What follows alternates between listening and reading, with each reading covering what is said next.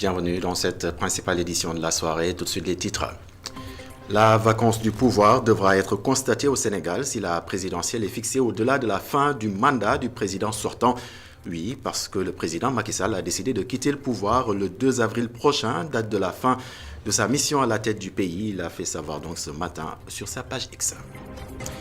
Et puis cette décision pourrait avoir comme conséquence la reprise du processus électoral. C'est le ministre de l'Intérieur qui l'a fait savoir. Maître Sidiki Kaba, qui faisait face à la presse, s'est voulu précautionneux en précisant que la balle est dans le camp du Conseil constitutionnel.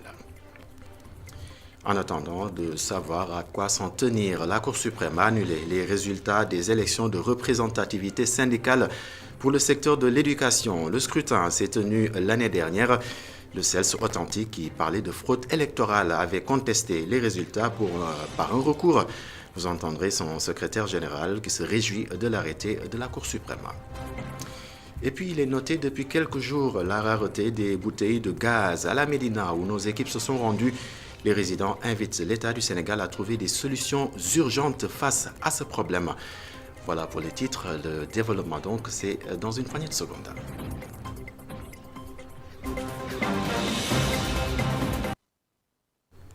Bienvenue à toutes et à tous. Nous nous rendons d'abord à Saint-Louis pour reparler de ce drame qui a fait au moins 27 morts. Une embarcation de fortune a chaviré au large de Gorumbach. Le Premier ministre Amadou Ba s'est déplacé sur les lieux pour s'enquérir de la situation. Le point avec Momar Alissignan. C'est une très forte délégation gouvernementale conduite par le Premier ministre Amadou Ba qui était en compagnie de 8 ministres de la République. Ils sont tous venus à Saint-Louis suite au naufrage qui a coûté la vie à 26 personnes au large de Saint-Louis, plus précisément au niveau de Salsal à Gorumbach. Le Premier ministre Amadou Ba s'est rendu d'abord à l'hôpital régional de Saint-Louis où il a échangé avec les rescapés, mais également avec le personnel de l'hôpital par rapport à la prise en charge des rescapés. Suite à cela, le Premier ministre s'est rendu à la grande mosquée du Nord où il a visité la morgue, laquelle morgue a accueilli une dizaine de corps parmi les personnes qui ont perdu la vie durant ce voyage pour l'Espagne. Et enfin, le Premier ministre Amadou Ba et sa suite se sont rendus au niveau du poste frontalier de Gorumbach où est installé le comité de crise. Sur place, ils ont fait le point sur la situation. Toutes les personnes que j'ai eu à interroger aujourd'hui à l'hôpital, et c'était devant vous, avaient des revenus qui tournaient autour en moyenne de 3 000 à 5 000 francs par jour, soit 90 000 ou 150 000 francs, ce qui est quand même un revenu, je pense, qui est raisonnable pour pouvoir bien vivre. Donc le problème n'est peut-être pas totalement économique. Il y a quand même des réseaux bien organisés qui poussent des jeunes en usant certainement des réseaux sociaux et autres possibilités de propagande pour amener des jeunes à quitter, je ne dirais pas le pays parce que le Sénégal est concerné, mais nous avons vu d'autres personnes venant de pays riverains. De la Guinée, de la Gambie. Je pense que le gouvernement a une stratégie et je pense que c'est encore plus que jamais.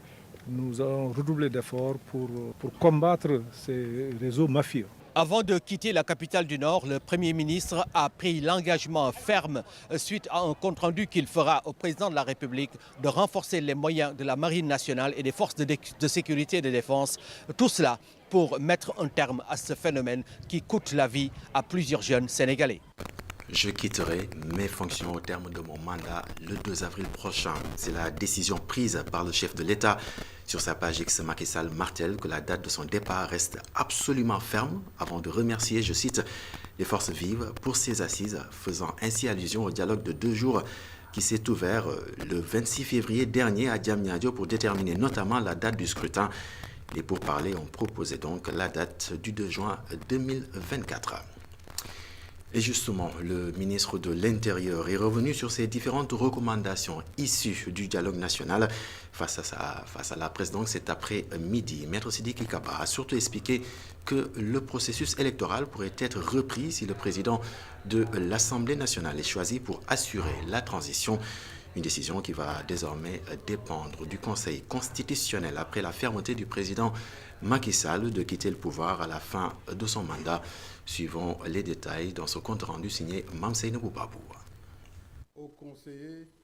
Qui pour remplacer le chef de l'État après le 2 avril? C'est la question à laquelle tout Sénégalais aimerait avoir une réponse. Mais pour l'avocat et ministre de l'Intérieur, le Conseil constitutionnel devra trancher entre garder Macky Sall au pouvoir ou désigner Amadou Mame Diop, le président de la deuxième institution du pays. C'est le Conseil constitutionnel qui va trancher. De deux façons. Ou le Conseil constitutionnel dira, l'article 36.2, Monsieur le Président de la République Macky Sall, vous ne pouvez pas partir, vous restez sur place pendant 2 mois pour que vous puissiez remettre la clé, les pouvoirs au président démocratiquement élu par les Sénégalais. Ou le Conseil constitutionnel peut dire il y a vacance de pouvoir et dans ce cas, c'est le président de l'Assemblée nationale qui devient automatiquement président de la République. Toutefois, pour Maître Sidiki Kaba, choisir Amadou Mame Diop signifierait l'annulation du processus déjà engagé. Mais il y a des précisions importantes à apporter. Le président de l'Assemblée nationale est un président qui est tenu d'organiser les élections dans un délai de 60 à 90 jours. Ce qui signifie qu'il n'y a plus de droits acquis. Il n'y a plus de 19 qui sont retenus. C'est la réouverture de toutes les candidatures. Donc tout le processus va reprendre. C'est ce qui va se passer si c'est le président de l'Assemblée. Selon la Constitution, si le président du Parlement est appelé à assurer la transition, il aura des pouvoirs limités, mais sera dans l'obligation d'organiser une élection 90 jours après sa prise de fonction. Le ministre de l'Intérieur s'est également prononcé sur le projet de loi d'amnistie. Maître Sidiki Kaba explique que seule l'Assemblée nationale a la prérogative de l'entériner ou pas, suivant le cours magistral de Maître Sidiki Kaba. L'amnistie intervient lorsqu'un peuple a été confronté à des traumatismes qui ont impacté mentalement et psychologiquement ce peuple et qui aujourd'hui décide de fermer cette page et par le pardon parlementaire de rouvrir une nouvelle page de l'histoire du pays. Donc le président de la République n'amnistie pas. Ce pouvoir appartient à l'Assemblée nationale. Le président de la République ne peut que transmettre le projet. Et ce sont les députés qui prennent cette décision. Et il faudrait préciser que ce n'est pas la première fois que l'on connaît une telle histoire au Sénégal. Il y a eu plusieurs lois d'amnistie, pas moins de 8 à 9, qui, selon les circonstances et les crises et tragédies que notre pays a eu à connaître, le président Senghor, le président Abdou Diouf, le président Ouad, chacun d'eux a été amené à un moment à faire voter une loi d'amnistie. Et quelquefois, lorsque même cette loi d'amnistie concernait les événements de la Casamance, où des soldats ont été, sont tombés sur le champ de l'honneur. Reparlons de la date proposée pour la tenue de la présidentielle. Au sortir des échanges, je le rappelle, le 2 juin 2024 a été proposé et les acteurs du monde éducatif opposent leur veto, élèves et enseignants craignent ainsi un non-respect du quantum horaire. Suivons les détails avec Mame Seynabou Babou. C'est l'heure de la récréation. Les élèves sont tous réunis dans la grande cour. Entre fou rire et blagues, ils profitent de leur pause. Aïssatou, en classe de terminale, n'est pas pour la tenue de l'élection à la date du 2 juin. Par rapport à la date du 2 juin, nous avons beaucoup trop de craintes. Déjà, notre date du bac, c'est le 2 juillet. Du coup, nous avons beaucoup de craintes avec les manifestations. Déjà, notre programme est en retard, donc envisageable. Un autre élève en classe de terminale abonde dans le même sens. Ce jeune a peur que certains professeurs désertent les classes pour aller battre campagne. Ça peut troubler nos programmes parce que beaucoup de professeurs ils sont engagés dans des domaines de la politique. Surtout, il y en a qui font partie des mouvements et ils vont laisser nos programmes pour aller battre campagne. Et ça ne nous arrange pas. Ce professeur dans cet établissement liste ses craintes par rapport à la date proposée lors du dialogue national. Nos classes ont du mal à avoir les effectifs normaux. Les élèves ne viennent pas parce que c'est leurs parents qui les retiennent pour raison de sécurité.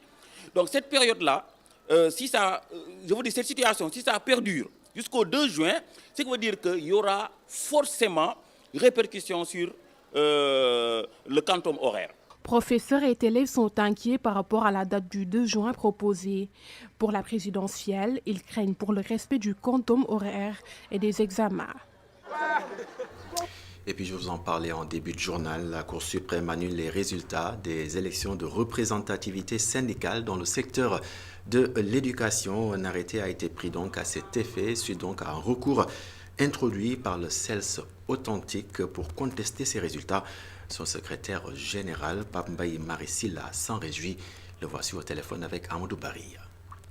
Il faut le reconnaître, le CELS authentique avait introduit un recours suite à la mascarade électorale qui s'est tenue effectivement 6 au 13 mars 2023. Nous étions sortis dessus lors de la proclamation des résultats provisoires parce que notre organisation, qui compte plus de 10 000 membres, n'avait pas pu franchir la barre des 10%.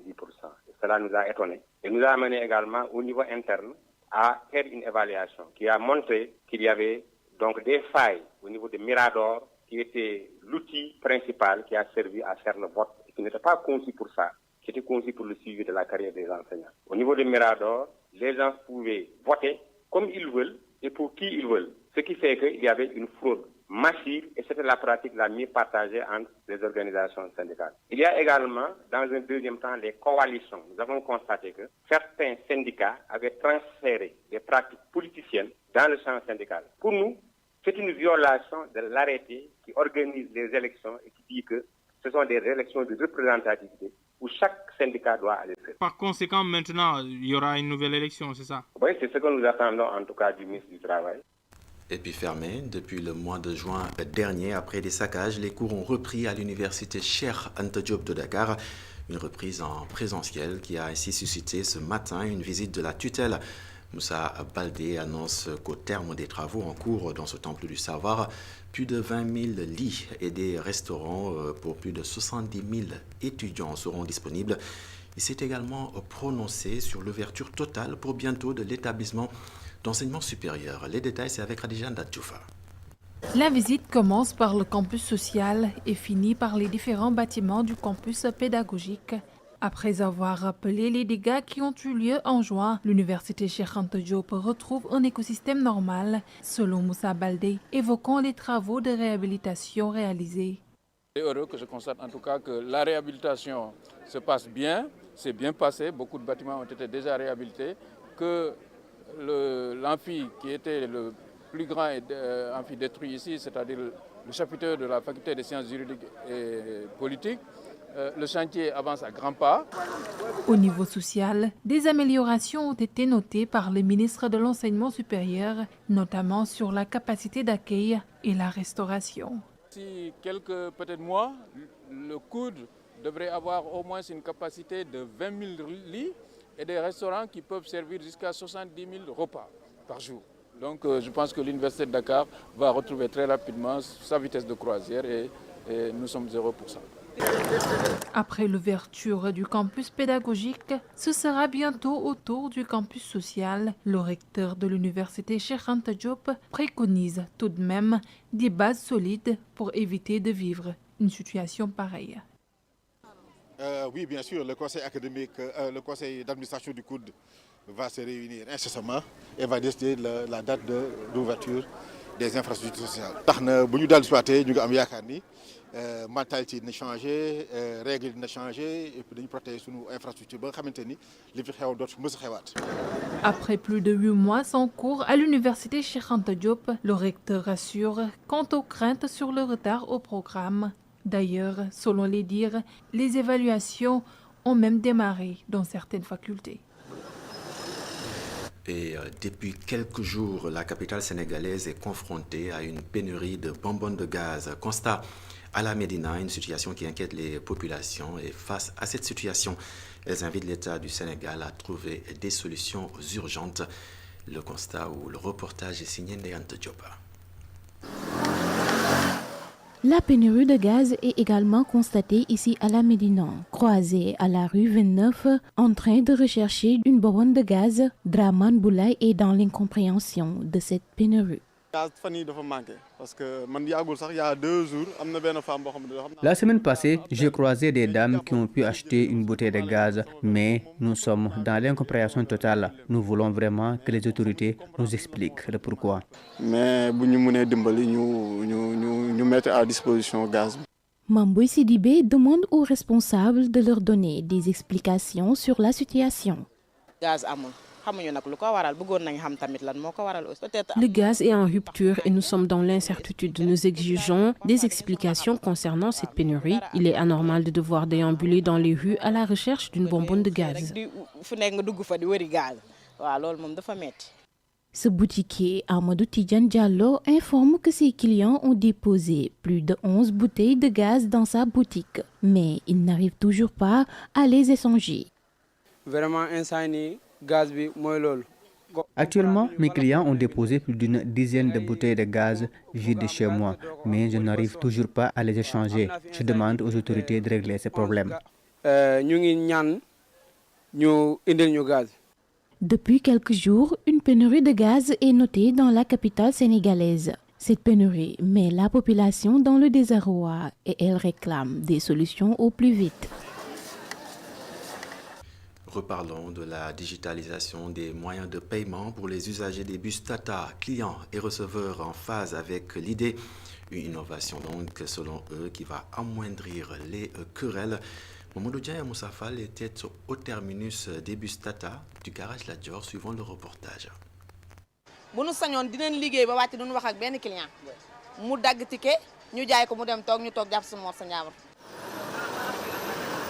L'AFTU semble s'inscrire dans cette optique pour réduire les querelles entre clients et receveurs des bisbis, souvent sur fond de monnaie. Si chacun nous remet un billet, la monnaie sera une équation pour nous. Ils sont des centaines de clients, ils doivent nous comprendre.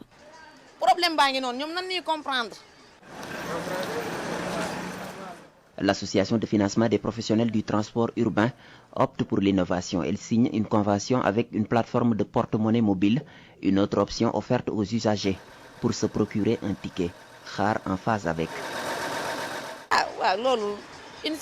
C'est une innovation qui va faciliter notre travail et réduire les problèmes entre clients et nous receveurs. Des disputes qui obligent parfois Cheikh Ibra à immobiliser le véhicule. L'homme est passé de receveur à conducteur en l'espace de 16 ans. L'origine des querelles, c'est parfois tu me dois 50, 100 ou 25 francs CFA. Oui, mais je n'ai pas de monnaie. La monnaie est un vrai souci pour les receveurs. À chaque fois qu'il y a bisbis, je suis obligé de stationner le véhicule pour jouer les bons offices. Une innovation bientôt concrétisée au grand bonheur des clients, comme Cheikh Bambambaye, client au terminus de La Dior. C'est mieux pour moi. Maintenant, tout se fait à partir du téléphone. Cette option va nous épargner les problèmes de monnaie. Au garage La Dior, clients et receveurs ont hâte d'appliquer cette option numérique. Seulement, il faut une bonne organisation de la plateforme, suggère-t-il. Merci Mamadou Dian pour ce reportage. Et puis le ministère des Finances et du Budget, à travers la cellule genre et équité, procède donc à la première rencontre du Comité national des points focaux genre du département. L'objectif est de prendre en compte à tous les niveaux l'approche genre dans les programmes et structures du département pour procéder donc à l'opérationnalisation de cette stratégie au niveau sectoriel. Le ministère des Finances et du Budget a institué son organe interne de coordination des thématiques liées au genre, intitulé donc Cellule genre et équité. Suivons les détails dans ce compte rendu signé Aïssatou Ka. Dans l'objectif d'éliminer les inégalités hommes-femmes, le ministère des Finances et du Budget s'engage à renforcer le caractère égalitaire et inclusif de son ministère. À l'occasion de la première rencontre du Comité national des points focaux genre du département. Cette rencontre constitue une étape importante dans l'engagement de notre ministère à matérialiser l'objectif assumé de la prise en compte à tous les niveaux de l'approche genre dans les programmes et structures du département. Ces avancées plutôt se traduisent par des réformes institutionnelles et législatives ainsi que par l'adoption de stratégies d'envergure nationale à l'instar de la stratégie nationale pour l'équité et l'égalité de genre, SNEC 2016-2026, animée au plan Sénégal émergent et qui est le fil conducteur de la politique de genre de notre pays. Cette stratégie sera également mise en œuvre dans les 14 régions du Sénégal. Dans les comités régionaux seront organisés des points focaux afin de réussir le pari. Ces missions seront également menées au niveau local dans les 14 régions du Sénégal. C'est vous dire que nous avons un chantier énorme qui nous attend parce qu'au niveau de chaque région, il faudra qu'on installe le comité local des points focaux au niveau régional. Chaque comité régional donc réunira le point focal de la région et les points focaux des collectivités territoriales sous la présidence du chef de service régional du Trésor. La coordonnatrice de la cellule genre aspire également à la reconnaissance de la cellule au plan national qu'international. Dañu bëgg cellule genre bi nga xam ne moom la ñuy teg en place aujourd'hui. Notre objectif est que d'ici 5 ans, la cellule genre qu'on mettra en place soit reconnue par tous, que ce soit au niveau national ou international. Dans le monde entier, amul benn politique boo xam ne dañ koy teg te duñ ci intégrer la dimension genre. Au sortir de cette rencontre, le ministère s'engage à positionner la cellule genre du ministère des Finances et du Budget comme une référence incontournable dans l'écosystème de la promotion des droits des femmes. Avant de clore cette édition, faisons un aller-retour à l'international. L'Union africaine revient donc sur les événements du 27-28 février 2024 au Tchad. Des événements que le président de la Commission de l'Union africaine qualifie de douloureux. Dans un communiqué, Moussa Faki Mahamat regrette le recours à la violence et en fait donc des morts et des blessés dans ce pays d'Afrique centrale. Après avoir présenté ses condoléances aux familles des disparus, il a invité toutes les parties au dialogue pour un avenir de stabilité et de prospérité partagée, a-t-il conclu. Voilà, fin de ce rendez-vous avec l'information. Merci de l'avoir suivi. Et s'ensuit des programmes sur la télévision d'ici et d'ailleurs. Et surtout, prenez bien soin de vous.